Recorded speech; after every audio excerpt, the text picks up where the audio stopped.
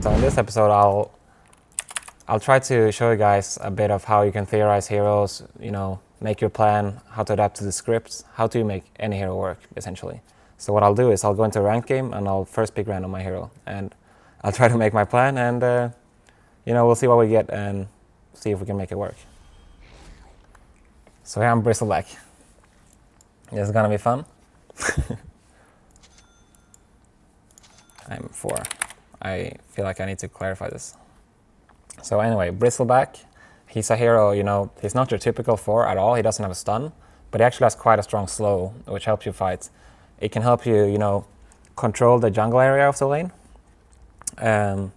You know, you can protect them from blocking hard camp, for example. You can generally stop position 5s from fighting pulse. I know that Grimstroke, he will not be able to fight me alone in the jungle. The only way they can fight me is if they play together.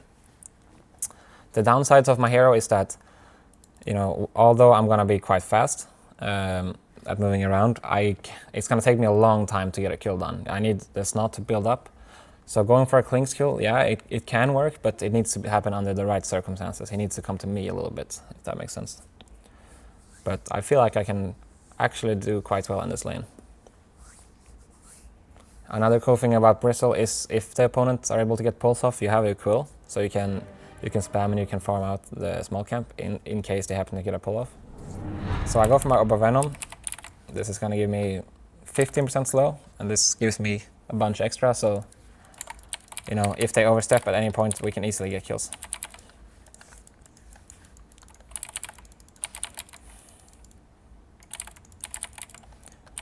Items to think about when you're playing a hero like this. I'm gonna look to buy cheap items that provide with mana and early timings. As I said, you wanna make yourself strong as soon as you can in the game. Especially if you're unsure about your timing, it can be a good idea to just buy cheap items that let you figure it out, you feel strong, and then you can invest in stronger, more expensive items. So I'll probably get, you know, Magic Wand, Boots, Urn, Medallion, things like this. Maybe all of them in this case. Because I will need armor against the Clinks.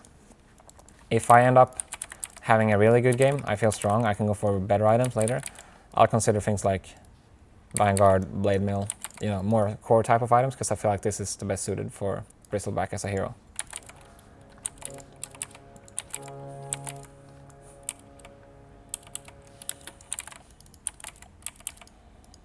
So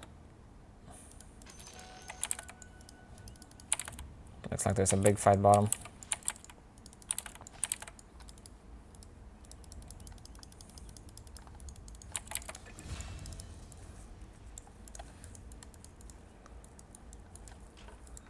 This is a bit weird now. If Pudge doesn't come top, like, I'm not 4 anymore, you know?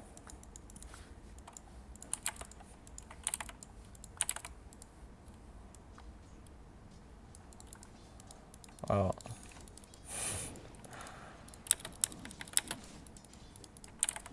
Okay, now Pudge is here. Good. Now he can farm the lane, I'll control the side. This might be a kill, actually. Grimstroke really overstepped here.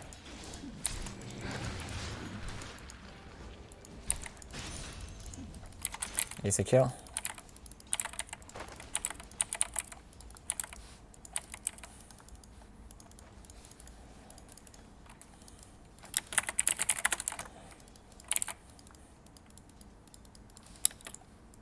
He's done with his lane. Okay guys, when the cores give up on their lanes, you better pick it up. Spectre doesn't have a stick yet, so that means I can spam my abilities a lot, like it will not really be a downside. By understanding how my hero works, now he picks up a stick, so I might not want to like over spam too much.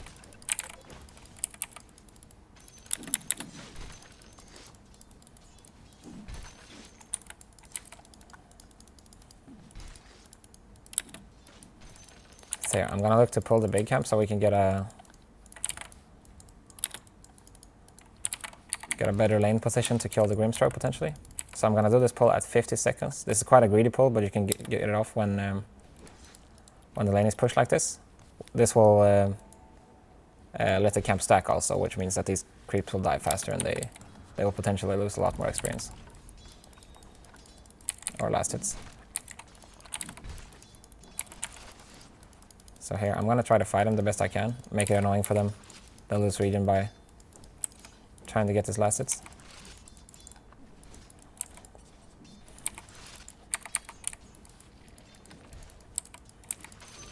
See, so I'm doing two things at once here. I'm harassing the Spectre while also clearing the camp.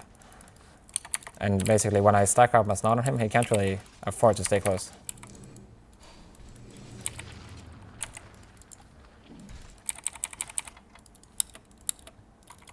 Almost. They are not pulling. This is very good. You know, see the lane is over here. Pudge is getting free farm and they're not pulling anything. This means I can just control them, stop them from pulling, and then my job done. I'm harassing the Grimstroke, waiting for the Spectre to enter the lane, and then I'll go on him. So in this position, we got the lane to a good spot where this lets us follow them for a long time, slow them down. You know, as I said, with this hero, I actually need a lot of time to bring heroes down. But by getting the lane back, this makes my job easier.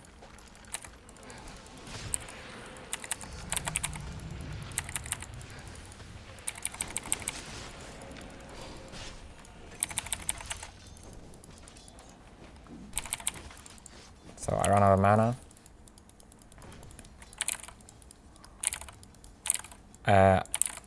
As I said also before, this is not the best hero at controlling the runes. So what I'll do instead, I know I want to go to base, I'm out of resources. I'll pull for my boy first, and then I'll run. To make sure that the lane comes to him. He doesn't have to stay up here, lose all of his regen. He can just sit back and wait for my comeback. Bristleback, his main resource is mana. In the early game, if I am able to keep my mana up, that means I can provide damage to my team. So I'll buy mangoes, and I'll queue up the urn. Let's look at the mid lane. OD, he doesn't have a bottle. I cannot give him resources right now. I don't want to, buy a salt for him or anything. I'd rather go back to fighting top where I actually feel strong and contest these bounty runes, which are coming in 20 seconds.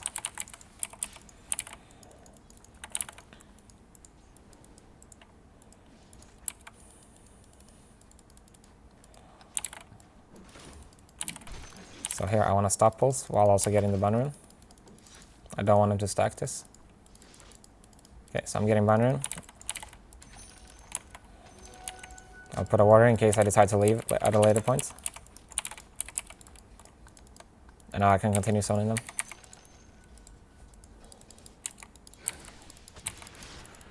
I just want to use my mana on this guy. This could potentially lead to a kill even.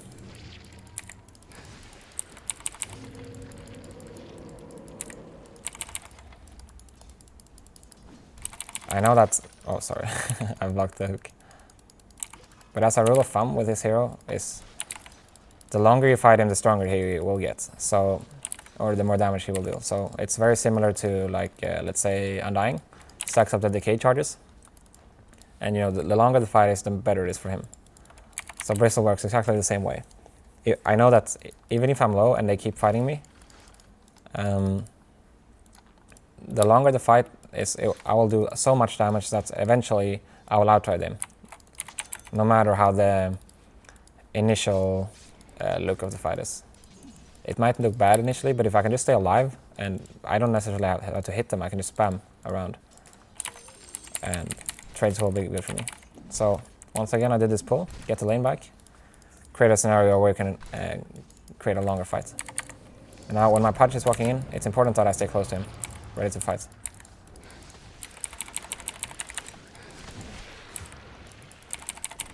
Let's see if I can kill the Grimstroke. Here's when mangoes come in really handy. Without the mangoes, I probably couldn't have gotten this kill.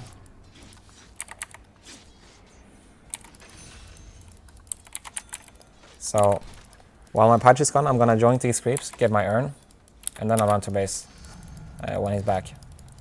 So I just don't wanna... It's also an important concept to keep in mind. You don't wanna give up on lane XP. You wanna make sure, if you're leaving, someone else is covering it. So, if I would have left right away there, we would have lost 3 creeps of experience. It might not seem like a lot, but if you consistently give up creeps like this, it will be a lot in the long run. So I'm going to base. This is like the evaluation time. You know, I'm going to base, or am I dead?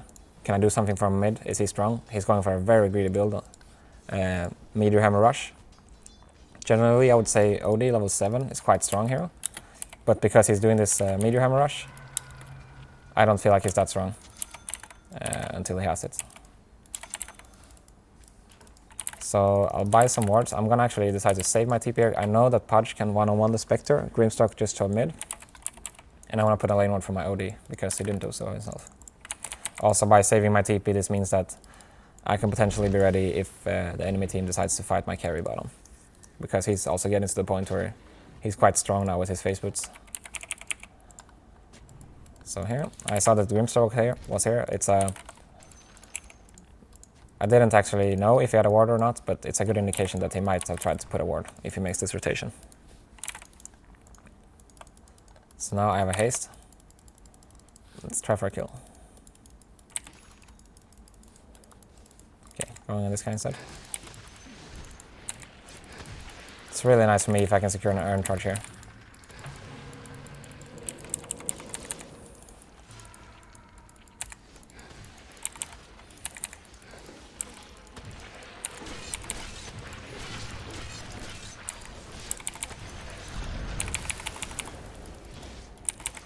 Oops.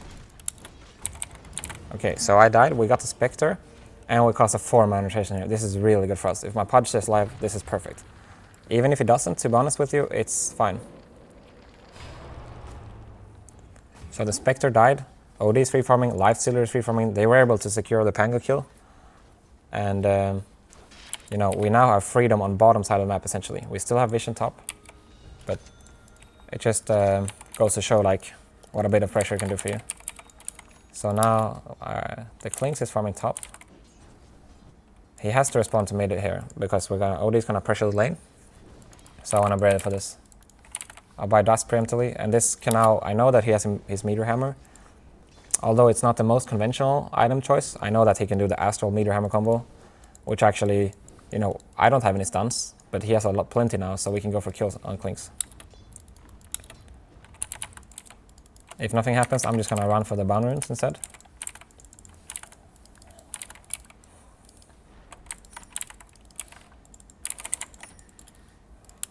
We're gonna kill this Grimstroke real quick.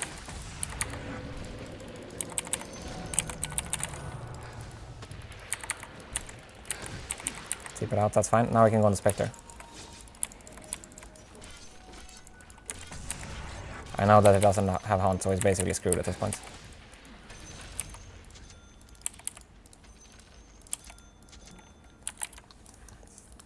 Okay, siege wave is happening. I have the choice now, either mid or top.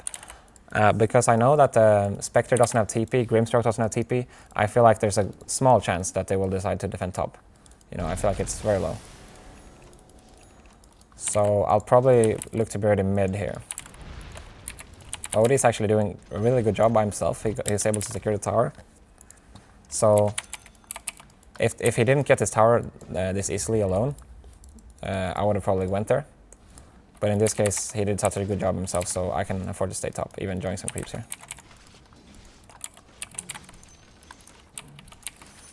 Get my medallion, and like, tanking for the siege creep, important. If this siege creep dies, we don't get this tower in this push.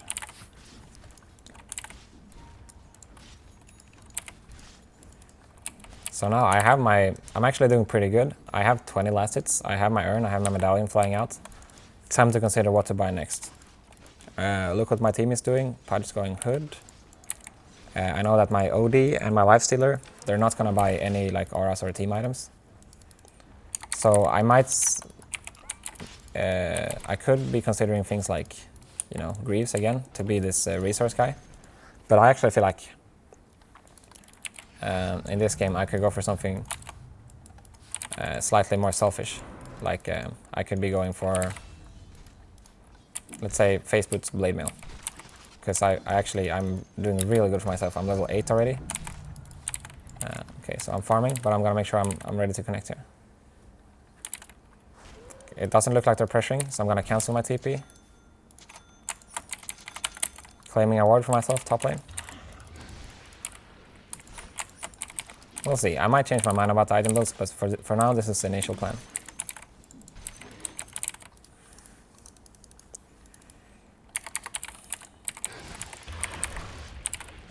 And as you notice, like a core Bristleback would definitely have skilled the passive at this point of the game. But as a support, I don't feel like it's my job to be this tanky guy. I'm gonna be more... My job is more like, I'm gonna try to kill the supports in fights. If I can get on the Grimstroke, I know that I can chase him down, or at least make him TP out of the fight. So, things are happening. This is like the following the script is like the 10 to 15 minutes time of the game. You know, I want to allow myself to farm a bit, but I also want to do so while applying pressure. I'm not going to the jungle, and also I moved from top to mid because I know that my team is fighting here. If this happens to be a big team fight, I want to be able to connect. Now my team is backing off, I decide to go top. But if my team is doing this aggressive movement, I would like to be on the lane closer to them, not the lane furthest from them. Because there's no towers for me to TP to here. I would rather, you know, I want to be able to help them if needed. Use his thing. I might be able to force an ulti here, which is good.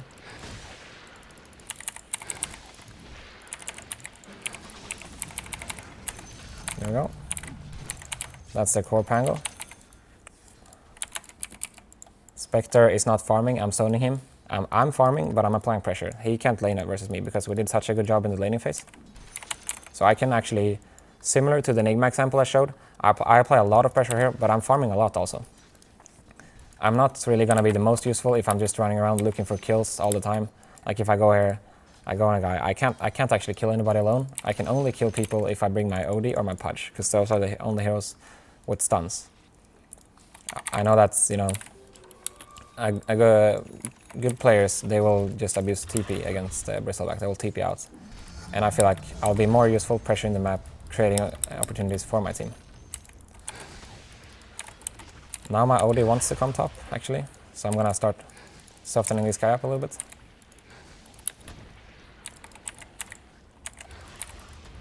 Okay. It's a bit of a crazy play. Run down.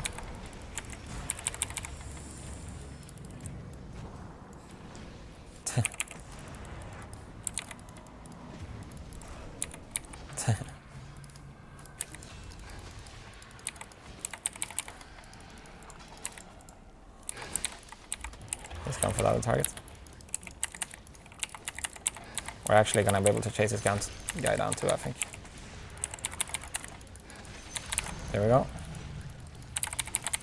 So, as you can see, I'm level 11, I'm really strong. I haven't really been claiming any of the best areas for my team. Like, I have never been in the triangle, I've never been in the jungle here, but I'm doing really good because I did a lot of good things right in the early game, and I'm applying pressure.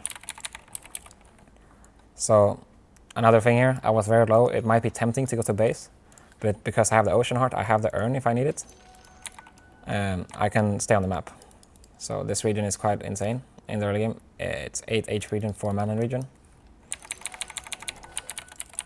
So this just means that I can apply more pressure by keeping my resources high.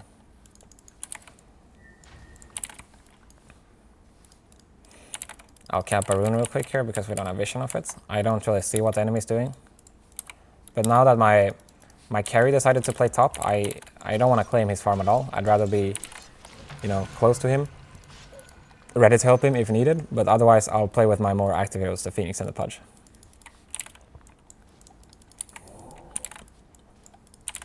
It looks like he wants to go for this tower, so I'll go help him out.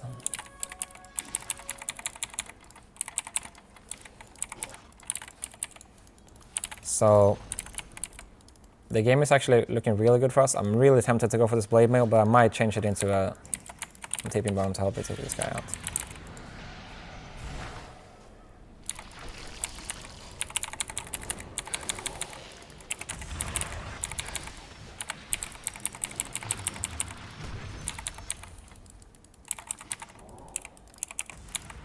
As you can see, I'm low, but I'm gonna abuse my tools, the Ocean Heart and the Urn, to keep myself topped off. See if I can help this guy. No. So my lifestealer is very strong right now. I'm really tempted to go for the Blade Mail or Lotus Orb because I feel like I need more armor against the Clinks. He's still having a pretty good game. He also has an Orchid already.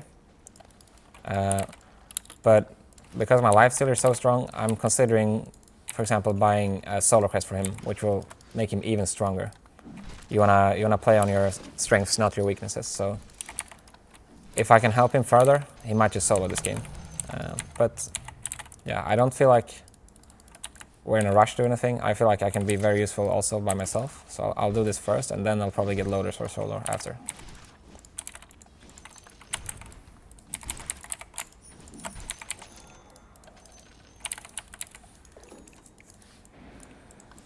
We forgot to take the outpost, but we'll get it in a second, I think. So now we don't have much info. Spectre is showing top. He obviously is a hero that has Haunt. They could be attacking bottom, most likely. We have Vision here, we have Vision here. Most likely they will attack bottom. If they end up killing me here, that's fine. I'll play a bit safe. But this is a potential for us to get counter kills. But the main idea around it is that I'm taking the dangerous area. I'm not really playing for any specific timing at this point. I don't need a Blink Dagger or anything like that. So I'll take the dangerous area, giving info to my enemy team. If they end up killing me, bringing a lot of heroes, this gives my team the info that at least we have control over this for sure. We can potentially go for Roshan, things like this. So now I'm gonna ping Roshan. I have Medallion. It's time to go, in my opinion. Lifestealer just finished Mithril Hammer only, but well, it's still gonna be an easy Roshan. This is also one of the benefits of this hero. I can provide a lot of minus armor. There's other similar heroes like Tusk. You abuse tag team to get a fast Roshan. But because I understand this hero concept as a core, I can apply... Okay, that's interesting. I can apply the tools in a more supportive way. Take the Rush Timer for the boys.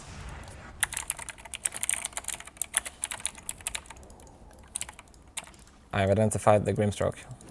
Let's chase him down. What a player this Phoenix is.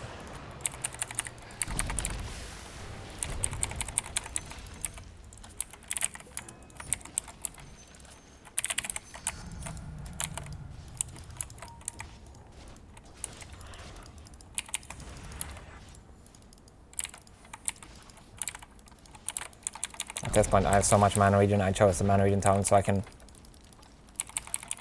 basically keep my mana up at all times. Secret tier 2, Boundary Rune happened, they took it. I think Lifestealer is instead gonna decide, no, he's not gonna hit the high ground.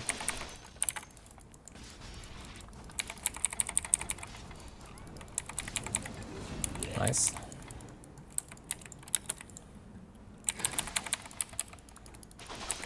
Let's see if I can force this ult here. Again, it doesn't matter if I don't get this kill. I'm just applying pressure, trying to force an ulti from him.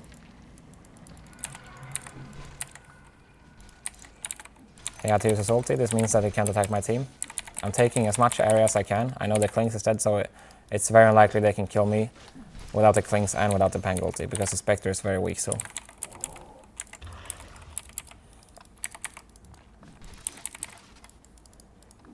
So yeah, at this point I'm just maximizing, playing in an aggressive way while farming. Well, the Spectre's going for me. I know that he can't kill me. So ends up just wasting his sounds a bit.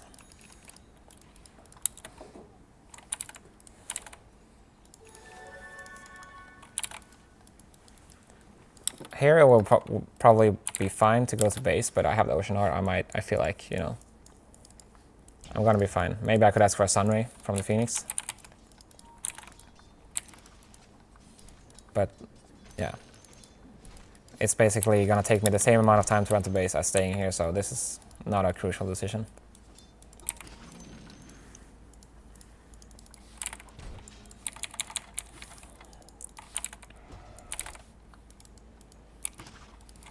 Okay, so I don't think they're team fighting us because there's no Haunt. I'm gonna decide to pressure mid. I also feel like my team they're quite strong without me.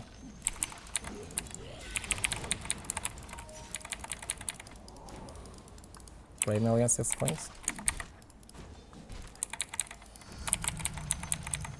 region. That's convenient. Gonna scan to make sure that the Klings isn't here ready to set me up. I saw him here now. So I know that they're not fighting my team. I can be pushing the mid lane. We have the info, I'm counting the dots. Although I can't abuse their like I can't make an initiate. If I was playing Tiny, I would probably be here looking to dive their base potentially if I saw heroes farming. Oh, here I'm gonna die.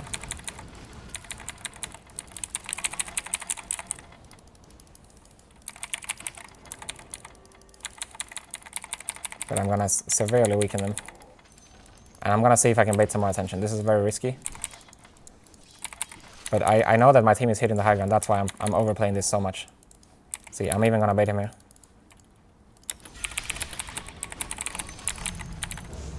They got the racks, and I got the Kling skill. The reason I'm doing this play in this situation is because I'm looking at the minimap while I'm keeping an eye on it while I'm, you know, fighting at the same time. So I know that my lifestealer, he has a lot of damage. He's hitting the racks, actually. Klings is their strongest hero. If he's not joining the fight, that means it's guaranteed racks. If I don't get his Kling skill, it's not the end goal. The goal is to take Kling's attention away from the racks. We got 2 lanes to racks because of it. You know, even if I got his kill, maybe he had a buyback, it would still be really good for us. So my lifestealer is basically a monster at this point, so I'm gonna buy Solar to further buff him. There's other items, as I mentioned. This could be Lotus Orb, this could be Vladimir's. Depending on which hero he is, some items fit other or certain heroes better. So for strength carries, I generally recommend thinking about Solar Crest, because they lack attack speed. For agility heroes, it's the other way around. They have attack speed, they need damage more so. Vladimir's is more suitable for them. And this comes from, you know, looking at replays, understanding what certain heroes need. You can theorize this yourself also. Also, the Solar is quite nice for me. It gives armor, movement speed, mana, and some nice stats.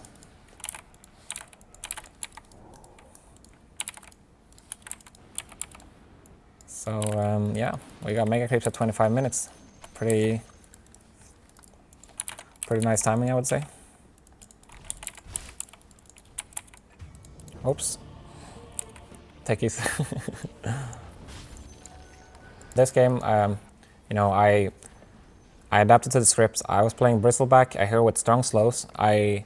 My main idea was I'll control this, I see how the game goes, and I'll pressure lanes. I'm not going to be an initiator, but I'm going to apply pressure a lot of the time. I'll do my best to apply pressure. We were very successful. We had a strong laning phase top. We ended up dying a couple of times, but we dragged a lot of attention. My lifestealer got a free game because of it, and easy rollings from there.